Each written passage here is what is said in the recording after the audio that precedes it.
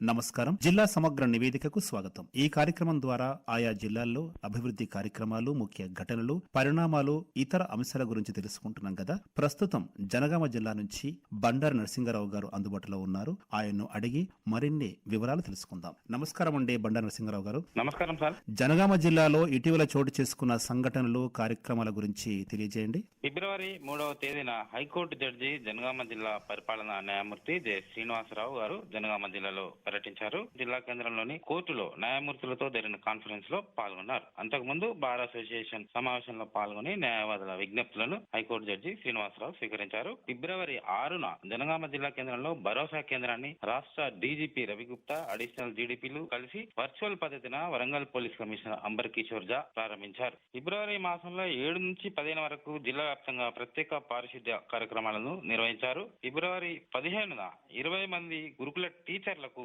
నియామక పత్రాలను కలెక్టరేట్ వర్గాల నుంచి అందించారు. అదేవిధంగా civil, AR, transport, fire, excise, TS పోలీసులతో కలిపి 199 మందికి మరియు 61 మంది నర్సులకు సీఎం రేవంత్ రెడ్డి చేతుల మీదుగా హైదరాబాద్ లో నియామక పత్రాలను జిల్లా వాసులకు అందజేశారు.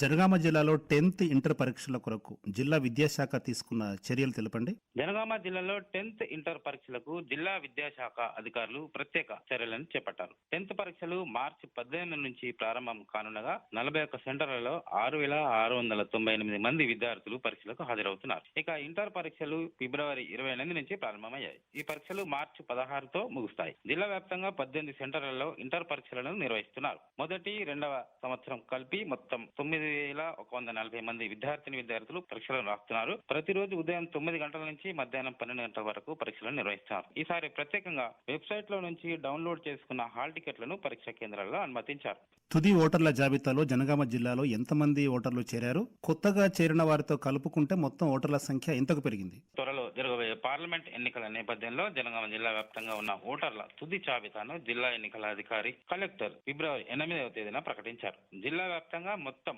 1/1/2024 అర్హత తేదీ నాటికి కొత్తగా 14,541 మంది తమ పేర్లను నమోదు చేసుకున్నారు. ఇందులో పురుషులు 5,454 మంది, మహిళలు 9,085 ఉన్నారు. ఓటర్ల తుది జాబితా ప్రకారం జిల్లాల మొత్తం ఓటర్లు 7,48,570 మంది ఉన్నారు. ఇందులో 3,78,688 మంది మహిళా ఓటర్లు ఉన్నారు. 3,69,859 మంది పురుష ఓటర్లు కాగా 23 మంది ట్రాన్స్జెండర్లు ఉన్నారు. 2 నెలల పాటు సవరణలకు ఎన్నికల కమిషన్ కొత్త ఓటర్ల నమోదుతో పాటు డూప్లికేట్ డబ్లింగ్ ఓట్లను తొలగించడం, ఓటర్ల వివరాలు అప్డేట్ చేసుకోవడానికి అవకాశం కల్పించారు. ఓటర్లంతా తమ పేర్లు జాబితాలో పరిశీలించుకోవచ్చని జిల్లా ఎన్నికల అధికారులు ప్రకటించారు. జనగామ జిల్లాలో జరిగిన ఈవీఎంల మొదటి దశ తనిఖీ గురించి చెప్పండి.